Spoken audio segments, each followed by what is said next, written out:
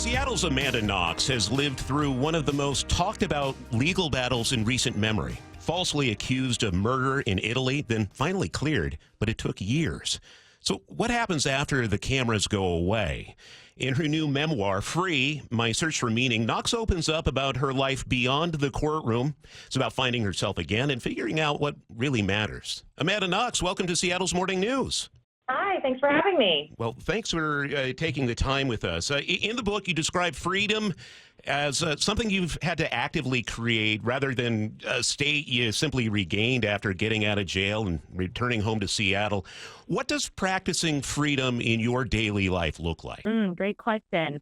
I think I came to the realization of what it looked like from realizing that if I was hoping that the world was just going to realize that I was an innocent person and everyone could sort of say sorry and let me go on with my life as an anonymous person, that was not going to happen. And so instead of feeling trapped by the stigma of being the girl accused of murder for the rest of my life, I decided that I was going to accept my reality for what it was. I want to see it clearly. And as a result of that, be an effective agent in my own life. So I no longer feel like I'm just a pawn in someone else's game. I'm no longer just reacting to the external world and what it's imposing on me. I can just sit with myself and be at peace with my reality and then make decisions that speak to who I am and stand up for what I really believe in. That's what I've noticed about so many people as they struggle to level up, basically, in their lives, not realizing that they do have agency and they are in control of their lives instead of these external forces which they perceive as kind of a jail around them. So I think that is fascinating that you go into that. You made peace with the man who prosecuted you and put you in jail for a crime you didn't commit. Talk to us about that. Yeah, I didn't set out to make peace with him. I'll let you know. I originally set out to try to understand him and see if he was capable of understanding me side of this adversarial system that we had found ourselves in, that we had discovered ourselves in. And, it started with me attempting to find some kind of common ground with him, recognizing that he probably also felt misrepresented in the media.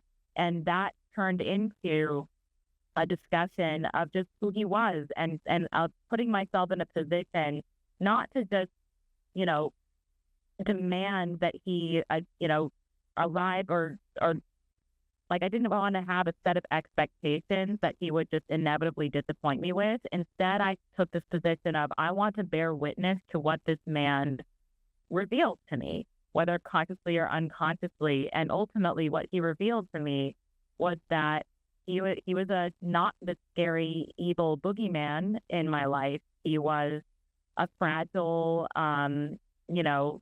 egotistical, but also deeply caring man who ultimately was looking to me for a kind of absolution. And I was shocked by that reality and realizing that of the two of us, I was actually the stronger one, which I had not realized. And so now we have this ongoing relationship where it's not easy. It's certainly a constant, like a frustrating chess game of a conversation, but ultimately it comes down to him just feeling really deeply seen by me and appreciative of. We're speaking with Amanda Knox. Amanda, we in the local news media made a unified choice to give you some space when you did finally return home to Seattle. Can you compare what it was like here compared to when you traveled to other parts of the country? Oh my gosh. When I learned that fact, by the way, I was shocked because it's not like I wasn't being followed around in Seattle. It was just that all the people who were following me around and stalking me and just being a horrific paranoid presence in my life, they were all foreigners. Yeah. They were not. And so I just as soon as I learned that was just the stance that everybody in Seattle took, I just felt so I felt like you guys had recognized my humanity. And so I can't say how much I appreciate that fact that I just did not have to feel paranoid about my local community in the same way that I had to feel about outsiders coming in. So it's not that I wasn't like that I was perfectly safe in Seattle, but it did make me feel like I belonged to the community again in a way that I wasn't sure of.